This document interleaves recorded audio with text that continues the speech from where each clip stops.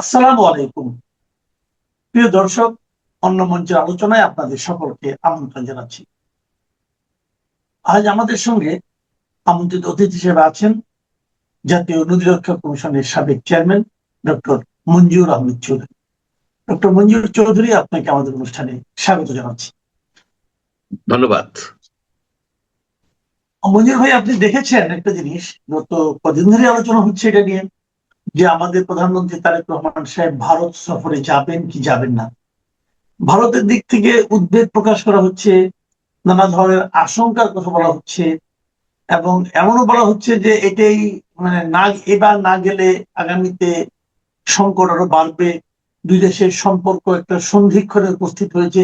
এ ধরনের নানা ধরনের রিপোর্ট আমরা ভারতীয় মিডিয়াতে দেখছি, বিশ্লেষণও দেখছি।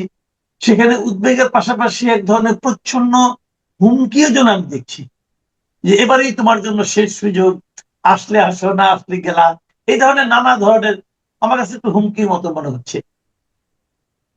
তো প্রশ্নটা হলো যে বাংলাদেশের পক্ষ থেকে যে শর্তগুলি দেওয়া হয়েছে, সেই শর্তগুলো কতটুকু আসলে কূটনীতি সুলভ, কতটুকু আমাদের রাষ্ট্রীয় স্বার্থের অনুকূলে থাকবে, অথবা না গেলে পর যে আলোচনাই আপনি না করেন, তাহলে পেন্ডিং যে ইস্যুস গুলো আছে সেগুলোর সলিউশন হিসেবে আপনি কিভাবে আশা করতে পারেন। তো এগুলো মিলিয়ে আপনার মূল্যায়নটা কি যাওয়া না যাওয়ার ব্যাপারটা নিয়ে? এখানে যে বিষয়টা এই মুহূর্তে এটা একটা চলমান বিষয়। ভারত কিংবা বাংলাদেশ কিন্তু এখনো বলে নাই যে এই সফরটা ক্যান্সেলড হয়ে গেছে কিংবা পোস্টপন্ড হয়ে গেছে।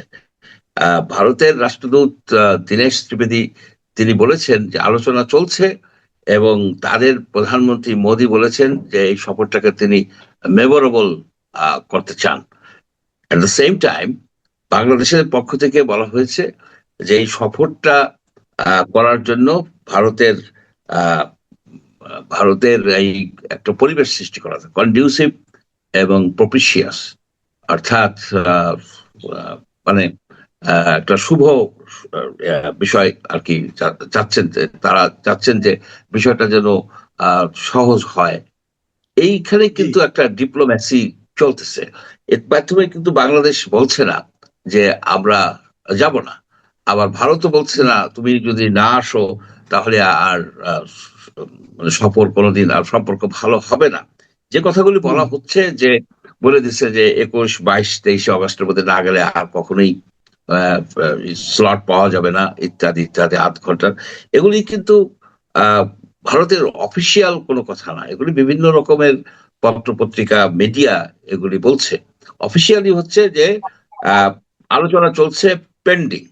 এখন বাংলাদেশ যে বিষয়টা আহ উল্লেখ করেছে, আগে উল্লেখ করেছে যে শেখ হাসিনার প্রত্যাবর্তন এবং আহ প্রত্যর্পণ, প্রত্যাবর্তন না, প্রত্যর্পণ, অর্থাৎ তাকে হ্যান্ড ওভার করতে হবে, কারণ সে এখানে আহ একটা মামলায় সে অভিযুক্ত হয়েছিল এবং দণ্ডিত আসামি। আর হচ্ছে যে ওসমান হাদি, তার যে হত্যাকারীরা সে ভারতে ধরা পড়ছে, তাদেরকেও পাঠাতে হবে। এখন এটা তো একটা প্রক্রিয়া আছে। প্রক্রিয়া হচ্ছে যে আইনি প্রক্রিয়া। ভারতে এখানে একটা আইনি প্রক্রিয়া আছে এবং আমাদের সাথে একটা বন্দি বিনিময় চুক্তি আছে।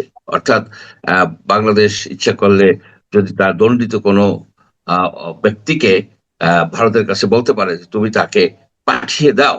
এই পাঠিয়ে দেওয়া প্রক্রিয়াটা কিন্তু একেবারে সহজ সরল না। এটাকে শুরু করবে বাংলাদেশের থেকে স্বরাষ্ট্র মন্ত্রণালয়, বলবে যে এই ব্যক্তি এই অপরাধে করেছে এবং এই অপরাধে তিনি দণ্ডিত হয়েছেন এবং তার যে বিচার প্রক্রিয়া সমাপ্ত হয়েছে, তার আর অ্যাপিল করার কোনো সময় নেই। সেই ক্ষেত্রে এইসব কাগজপত্র, সার্টিফাইড পেপার যদি আহ, আমাদের ফরেন মিনিস্ট্রির মাধ্যমে ভারতীয় ফরেন মিনিস্ট্রিকে পাঠানো হয়, তাহলে ভারত সেইখানে একটা জুডিশিয়াল প্রসেস ইনিশিয়েট করবে, একজন ম্যাজিস্ট্রেটকে দায়িত্ব দেবে বিষয়টা সঠিক কিনা, সঠিক ব্যক্তি কিনা, কাগজপত্রগুলো ঠিক আছে কিনা। তারপরে তারা যদি মানে দরকার হয় তারা কোর্টের, হায়ার কোর্টেরও তারা পারমিশন নিয়ে হ্যান্ড ওভার করে দেবে। এই প্রক্রিয়াটা বেশ জটিল এবং টাইম কনজিউমিং। সেখানে আরো, যেহেতু আমাদের একটা চুক্তি আছে, সেখানে বলা আছে যে যদি রাজনৈতিকভাবে কেস হয় কিংবা যদি কোর্টটা হয় মানে কন্ট্রোভার্সিয়াল কোর্ট হয়, তাহলে তারা হয়তো নাও পাঠাতে পারেন। তারা কেন, বাংলাদেশের জন্য একই কথা প্রযোজ্য। সুতরাং এখানে যে সে আসবে তারপরে আমাদের প্রধানমন্ত্রী যাবেন, এই জিনিসটা ওইরকম না। তবে এখানে কিন্তু একটা অপশন আছে, ডিপ্লোম্যাটিক অপশন আছে। তারা কিন্তু জুডিশিয়াল প্রসেসটা শুরু করতে পারেন। তারা বলতে পারেন যে এতদিনের টাইম ফ্রেমের মধ্যে আমরা এই প্রসেসটাকে সম্পন্ন করে আমরা এই যে দণ্ডিত ব্যক্তি তাদেরকে আমরা আপনাদের কাছে হ্যান্ড ওভার করবো। সুতরাং এখানেও কিন্তু ডিপ্লোমেসি করতে পারে, এটা একেবারে না হয়ে যাচ্ছে না। এখানে বাংলাদেশ পক্ষ থেকে যে কন্ডুসিভ এবং প্রপিশিয়াস যে কথা দুইটা বলা হয়েছে, এটার ভিতরে ডিপ্লোমেসি আছে। আর ভারত বলছে যে মেমোরেবল করতে চাই, অর্থাৎ আমরা চাই। কিন্তু যদি শেষ পর্যন্ত এই সফরটা না হয়, কারণ এই সফরটা না করার পেছনে কিন্তু ডোমেস্টিক একটা প্রেশার আছে, বড় ধরনের প্রেশার আছে। যেমন জামাত এবং এনসিপি এবং একটা ব্যাপক জনগোষ্ঠীও কিন্তু ভারত বিরোধী মনোভাব পোষণ করে। এখানে ওখানে যদি যায় এবং সেখানে যদি একটা ভালো পরিবেশে তাদেরকে মানে রিসিভ করা হয়, সেটা ডোমেস্টিক পলিটিক্সের জন্য তারেক রহমানের বা বিএনপির জন্য সুবিধাজনক হবে না। তোমরা আহ, ভারতে যে ভারতের কথা অনুসারে তোমরা কাজ করতেছো, এবং এটা হলে জামাত, এনসিপি এবং অনেক ভারত বিদ্বেষী কিংবা এক্সট্রিমিস্ট অনেক দলের জন্য রাজনীতি করা কঠিন হয়ে যায়। আচ্ছা, আপনি ভারতের আমাকে সাথে কথা তারা বলুন একটা দেখি, আমি একটা হাইপোথেটিক্যাল কোশ্চেন আপনাকে করি। ধরেন এই মুহূর্তে যদি জামাত এনসিপি ক্ষমতায় থাকতো, আপনার কি মনে হয় এই ধরনের একটা আমন্ত্রণ এলে তারা যেত না? আহ, যদি বাংলাদেশের জন্য ভালো চায় এবং দেশের জনগণের যদি সুখ শান্তি চায়, তাহলে তো প্রত্যেক গভর্নমেন্টের উচিত তার প্রতিবেশীর সাথে একটা সম্পর্ক মেনটেন করা। একটা মানে স্বাধীন সার্বভৌম রাষ্ট্র হিসেবে আর একটা স্বাধীন সার্বভৌম রাষ্ট্রের সাথে যে সম্পর্কটা মেনটেন করা, সেটা করা তো প্রয়োজন। এবং সেটা যদি তারা করে, তারা দেশের জন্য ভালো হবে, তাদের জন্য ভালো হবে, প্রতিবেশীদের জন্য ভালো হবে, একটা উইন উইন সিচুয়েশন। কিন্তু সেটা তারা করবে কিনা, আহ আমার মনে হয় না। তারা তাদের তো রাজনীতির মূল পুঁজি হচ্ছে ভারত বিরোধিতা। ভারত বিরোধিতা, এখন এই ভারত বিরোধিতাকে যদি আপনার ভারতের বন্ধুত্বে রূপান্তরিত করে ফেলেন, তাহলে তো রাজনীতি থাকে না। জি, আচ্ছা, ঠিক আছে, তাহলে আমরা বরং তাহলে অপেক্ষাই করি, দেখা যাক কি দাঁড়ায়। তো আমি যদিও ব্যক্তিগতভাবে মনে করি যে এগুলো আসলে আলোচনা ছাড়া তো আপনি কোনো সমস্যার সমাধান করতে পারবেন। যা কিছু আপনি করতে চান না কেন, আলোচনা তো করতে হবে। এখন ধমক দিয়ে, অভিমান করে, রাগ দেখিয়ে আপনি আলোচনায় জয়ী হয়ে যাবেন, এটা অনেক সময় হয়তো বড় দেশের ক্ষেত্রে সম্ভব হতে পারে, কিন্তু ছোট প্রতিবেশীর পক্ষে সম্ভব কিনা আমি ঠিক বলতে পারবো না। যাই হোক, না, এটা আমাদের নিয়ে হয়তো। জি, জিও বলেন। পলিটিক্যাল অনেক সমস্যার আমাদের জন্য সৃষ্টি হতে পারে। আহ আমরা চাইবো তো যে ভারতের সাথে একটা সুসম্পর্ক থাকুক, এবং বাংলাদেশের সাথে ভারতের অনেক অর্থনৈতিক বিষয় আছে, গ্যাসের বিষয় আছে, বিদ্যুতের বিষয় আছে। ভারত থেকে আমরা 3,000 মেগাওয়াট বিদ্যুৎ আনি। আদানির ধরেন 1,500 মেগাওয়াট, কিন্তু ভেড়ামারা, তারপরে ত্রিপুরা এবং নেপাল থেকেও 40 মেগাওয়াট বিদ্যুৎ আসে ভারতীয় ট্রান্সমিশন লাইন ব্যবহার করে। সুতরাং এখানে সম্পর্কটা থাকা ভালো, যাতে আহ, ভারতও সুবিধাপ্রাপ্ত হয়, বাংলাদেশও সুবিধাপ্রাপ্ত হয়। যেমন আমাদের একটা 131 কিলোমিটারের একটা পাইপ লাইন তৈরি করা হয়েছে এই ভারতের নমুলগড়ি রিফাইনারির থেকে আমাদের উত্তরবঙ্গের সৈয়দপুর, খুব সম্ভব সৈয়দপুর পর্যন্ত একটা করা হয়েছে পাইপ লাইন। ওই পাইপ লাইনের মাধ্যমে ডিজেল আসে এবং হাই স্পিড ডিজেল, সার্ফে ফার্নেস অয়েলও আসে। একটা ফিনিশড অয়েল প্রোডাক্টস আসার জন্য এই পাইপটা লাইনটা তৈরি করা হয়েছে। ওইটা ইউটিলাইজ করে কিন্তু আমরা আমাদের জ্বালানি সমস্যার কিছুটা হলেও সমাধান করতে পারি, কারণ আমাদের তো ডিজেল দরকার। আমাদের তো জি, বিভিন্ন ক্ষেত্রে ডিজেলের একটা ব্যাপক প্রয়োজনীয়তা আছে। আচ্ছা, আমরা অন্য একটা প্রসঙ্গ নিয়ে একটু কথা বলতে চাই। এমনি আপনি ঈদের প্রসঙ্গ তুললেন, আমরা হয়তো জ্বালানি সমস্যা নিয়েও কথা বলতে চাইতাম, কিন্তু এটা নিয়ে এরই মধ্যে অনেক আলাপ হয়ে গেছে। আমি একটু অন্য একটা প্রসঙ্গে যাচ্ছি, সেটা হলো যে এই সরকার ক্ষমতায় আসার পর আমিও বিভিন্ন জনকে বলেছিলাম এবং অনেকের সঙ্গে আমার আলাপও হয়েছিল। আমার একটা সাজেশন ছিল যে আপনারা যদি প্রথম কোনো একটা প্রতিষ্ঠানকে সক্রিয় এবং কার্যকর করতে হয় তাহলে দুদককে করেন। কিন্তু আমি দেখলাম যে সরকার দুদককেই সবচেয়ে পরে হাত দিল, এবং অনেক দিন পরে, প্রায় বলা হয় থাকে ওরা দায়িত্ব নেওয়ার পরে 180 দিন হয়ে গেছে, ওনারা দায়িত্ব নেওয়া হয় 13-14 দিন পরে আগের দুদকের কমিটি সবাই পদত্যাগ করে চলে গিয়েছিল। তারপরে এতদিন এটা কিন্তু ফাঁকাই ছিল। তো সর্বশেষ দেখলাম আমরা যে সোমবার দিন নতুন দুদকের চেয়ারম্যান এবং দুজন কমিশনারকে নিয়োগ করা হলো। তো এতদিন পরে যখন তারা নিয়োগ করলো, আমাদের প্রত্যাশা, আমার তো প্রত্যাশা ছিলই যে এমন কাউকে নিয়োগ দেওয়া হবে যাকে দেখে আমরা বলবো, বাহ, কি সুন্দর একটা কমিশন হয়েছে, এখন যদি কিছু হয়, অথবা তার এমন এমন অতীত থাকবে যে অতীত গুলো আমরা আনন্দের সঙ্গে গর্বের সঙ্গে প্রকাশ করতে পারবো যে এই লোকের দ্বারাই কিছু করা সম্ভব, এমন মনে হচ্ছে। যাকে নিয়োগ দেওয়া হলো মিস্টার A.K.M. আসাদুজ্জামান। উনি আমাদের অবসরপ্রাপ্ত বিচারপতি, একজন বিচারপতি। সবাই ভালো হয়, আবার বিচারপতিরা অবসর নেওয়ার পর অনেকে জেলেও যান, দুই ধরনের আমাদের দেশে আছেন। কিন্তু যাকে নিয়োগ দেওয়া হলো, তাকে নিয়োগ দেওয়ার পর আপনি কি দুদক নিয়ে খুব বেশি আশাবাদী হতে পারছেন? না, প্রথমত দুদক নিয়ে আমি কোনো সময় খুব আশাবাদী ছিলাম না।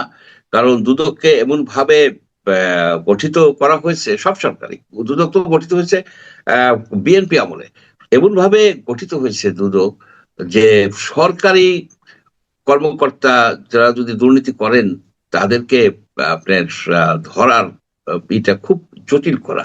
আপনার দেখুন যে স্ট্রাকচারালি দুদক হচ্ছে এমন একটা প্রতিষ্ঠান, যে প্রতিষ্ঠান বিকলাঙ্গ। বিকলাঙ্গ, আমি একটা স্ট্যাটিস্টিক্স দেই। এখন তো দুদক খুব একটা স্ট্যাটিস্টিক্স রাখে না। দুদকে আপনার প্রতি বছর 15,000 থেকে 20,000 অভিযোগ আসে। এখন তার ভিতর থেকে 1,000 কিংবা তারও কম অভিযোগকে আহ, অনুসন্ধান করে।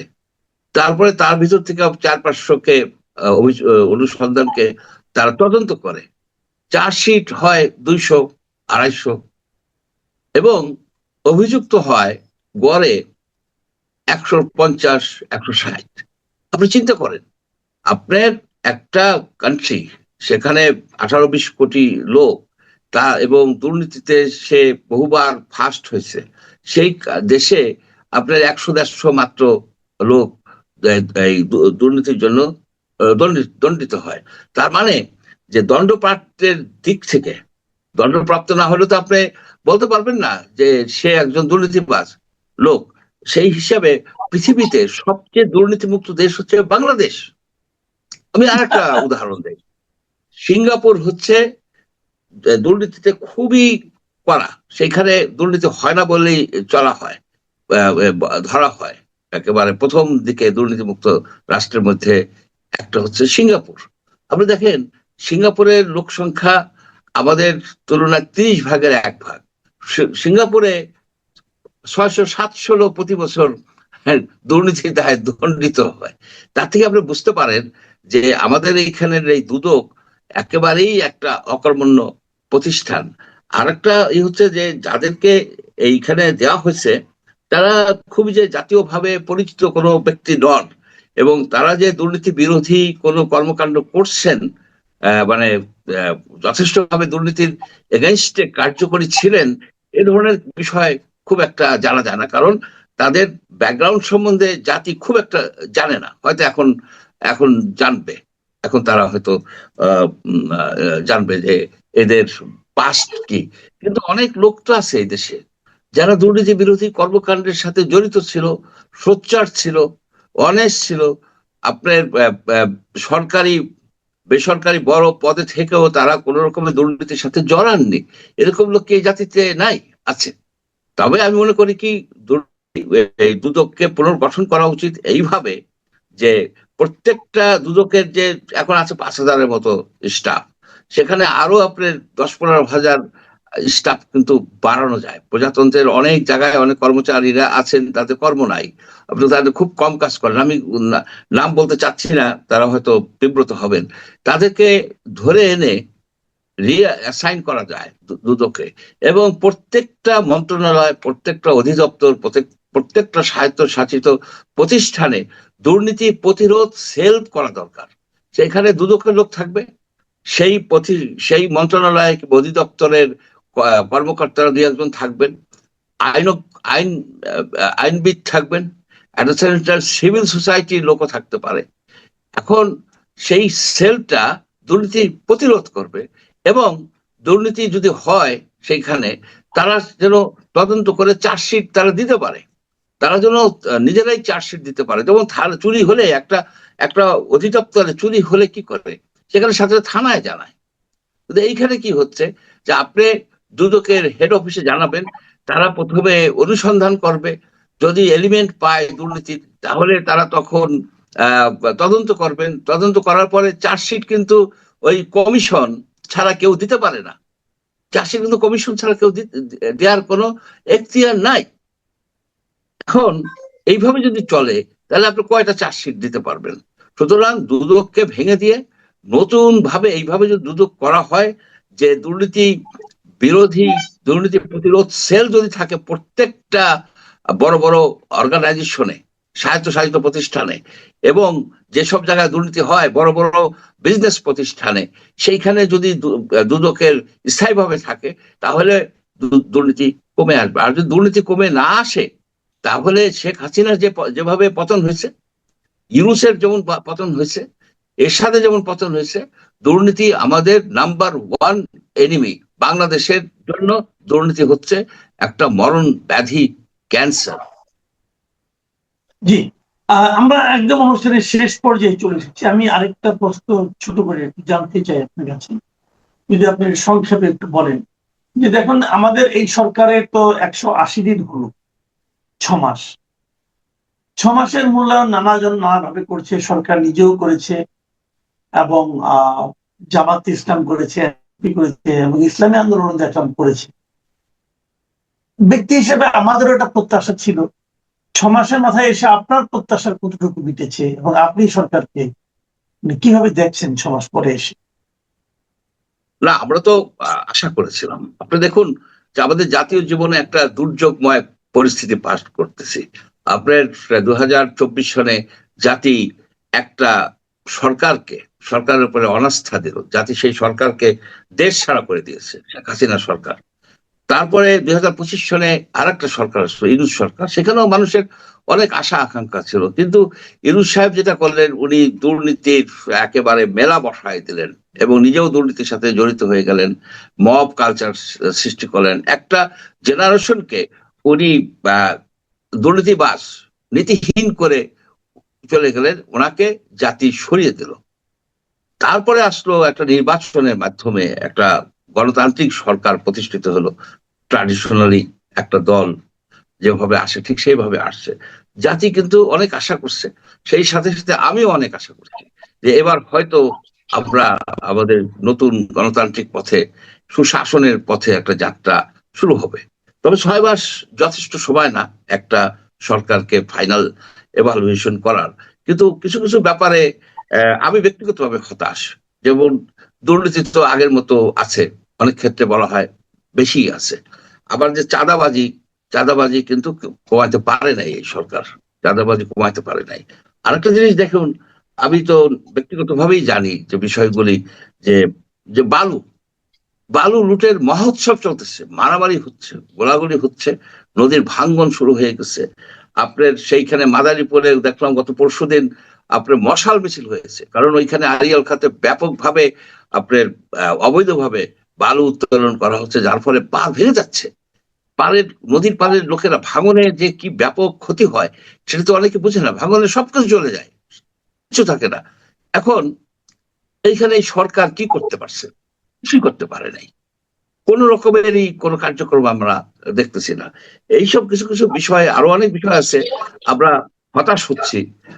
হতাশা আসলেই বাস্তব, শুধু আমি না, সাধারণ লোকের মধ্যে এক ধরনের হতাশা হচ্ছে।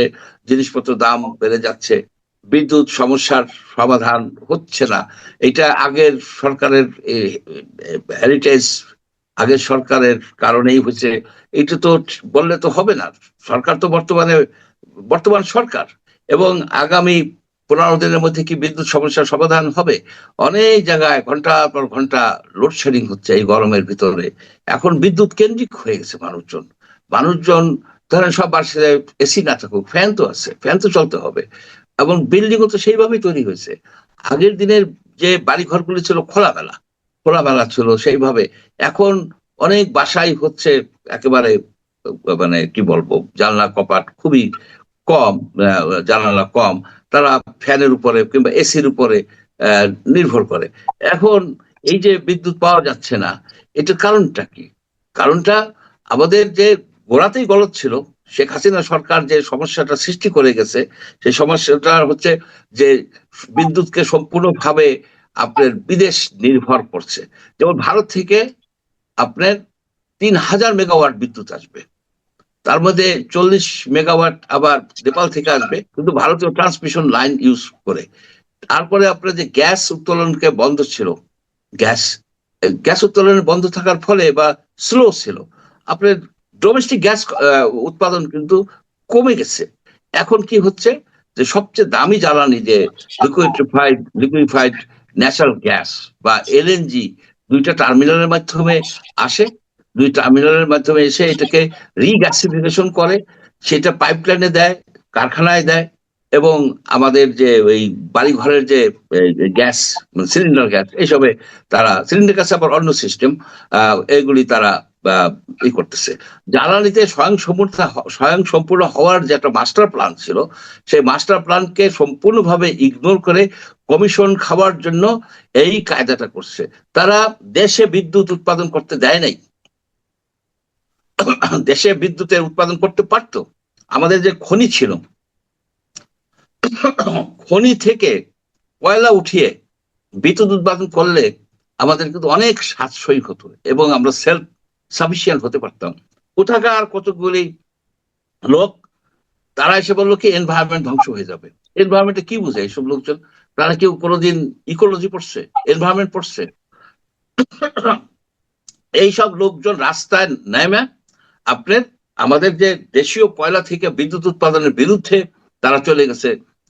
তারা দেশটাকে সম্পূর্ণভাবে, বলতে গেলে সম্পূর্ণভাবে এখন আপনার আংশিকভাবে হলে, সত্য কথা বলতে গেলে বলতে হবে, দেশ এখন আংশিকভাবে বিদ্যুতের জন্য বিদেশ নির্ভর।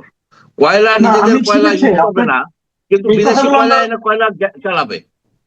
জি ঠিক আছে, এগুলো আমরা বুঝলাম, কিন্তু আমি বলতে চাচ্ছি যে মানে কেবল জ্বালানিতে সমস্যা আছে, কিন্তু অন্য অন্য যে ক্ষেত্রগুলিতে আমি বলতে চাচ্ছিলাম যে এই সরকারের আপনি 6 মাসের পারফরমেন্স নিয়ে আলোচনা করছিলাম আমরা। সেক্ষেত্রে আইন শৃঙ্খলা বলেন, অথবা শিক্ষা ক্ষেত্রে বলেন, অথবা আপনার এই বিভিন্ন অন্যান্য যে মানে আপনার সামাজিক সুরক্ষা যে বিষয়গুলো আছে, এগুলোর ক্ষেত্রেও আপনার মানে পারফরমেন্স নিয়ে আলোচনা করছিলাম। সেখানে আপনি কি দেখছেন? আপনি সব মিলিয়ে যদি ছোট করে বলেন যে আসলে আপনার পারফরমেন্স আপনি হ্যাপি কিনা। না, সেখানে তো আশানুরূপ কিছু নাই।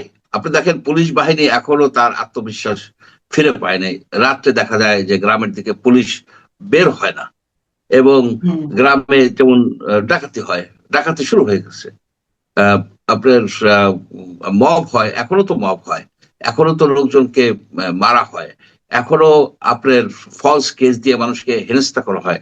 লক্ষ লক্ষ লোক ভুয়া মামলার কারণে এদিক সেদিক পালিয়ে বেড়াচ্ছে। জি, এগুলি থেকে কিন্তু তাহলে আইনের আপনি শাসন কি মানে প্রতিষ্ঠিত। 6 মাসের পারফরমেন্স দেখে আপনি কি মানে পরবর্তী সময়ের জন্য কি আশা ছেড়ে দিচ্ছেন, নাকি আশা না, ছাড়ছেন না? না, আমি আশা ছাড়বো না। আমি মনে করি যে একটা নির্বাচিত সরকার আসছে, তাদেরকে 6 মাস পার হয়ে যাওয়ার পরে আমি এই সমালোচনাটা করলাম, তারা যেন কারেক্টেড হইতে পারে। তারা যেন এই সেক্টর গুলিকে, আমি আলোচনা করলাম, আরো অনেক সেক্টর আছে, এবং তাদের তো সবচেয়ে হচ্ছে কি, যে এই সমালোচনার সাথে সাথে আমি আরেকটা কথাও বলি, যে এই সরকারের যদি বড় ধরনের সাকসেস হয়ে থাকে, সেটা হচ্ছে কি, যে এখন কোন লোক আর ভয় পায় না যে আমি সরকারের সমালোচনা করলে রাত্রে সে আমাকে উঠিয়ে নিয়ে যাবে, এই বাহিনী, কোন বাহিনী এসে উঠিয়ে নিয়ে যাবে এবং আমাকে গুম করে দিতে পারে। যেমন আপনার আগে তো হর হামেশা না, হামেশা এই ধরনের ঘটনা ঘটছে, সেটা হচ্ছে না। আপনার ক্রস ফায়ার হচ্ছে না, আপনার পুলিশ মিছিলকারীদের উপরে নির্বিচারে গুলি করছে না। এই যে মানবাধিকারের ক্ষেত্রে যে উন্নতিটা হয়েছে, যদিও সরকার নিজেরা এটা বলে না, কিন্তু আমি মনে করি কি যে এটা একটা বড় ধরনের অ্যাচিভমেন্ট হয়েছে সরকারের জন্য। এই ধারাটা কিন্তু বজায় রাখতে হবে। তার মানে এই না অনেক ধন্যবাদ। যে হয়ে গেছে একেবারে সবকিছু শেষ হয়ে গেছে, তা না। এই ধারাটা বজায় রাখতে হবে। মানবাধিকার, তারপরে যে বাক স্বাধীনতা, মানুষের কথা বলার অধিকার, মানুষের চিন্তার অধিকার, মানুষের জীবনের অধিকার, এইগুলি সরকার এনশিওর করতে পারছে। তবে মব কালচারটা যদি তারা করতে পারতো, কঠিন ভাবে দমন করতে পারতো, তাহলে আমি এই সেক্টরে সরকারকে বেশ দিতাম। তারপরেও আমি মনে করি কি যে উই হ্যাভ অ্যাচিভড এ লট। জি, অনেক ধন্যবাদ জনাব মঞ্জুর আহমেদ চৌধুরী। প্রিয় দর্শক, আজ এ পর্যন্ত। আল্লাহ হাফেজ।